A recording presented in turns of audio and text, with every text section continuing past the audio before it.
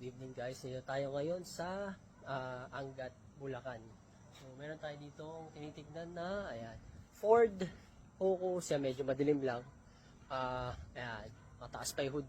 Ayan, Ford Focus to na 2013 sedan, Brisbane brown. Yan, kasama yung charcoal ni Sir Jom, nakalimutan ko si Sir yung taga Canada. Yan, test drive natin. So ito yung Ford Focus nila Sir. Ayan, abangan nyo guys. Thank you. So, yun guys, tinetest drive natin yung kotse nila Sir Jomar. Ayan, so yun yung buyer natin kanina na nagpunta yung father niya from yung father niya pumunta dito.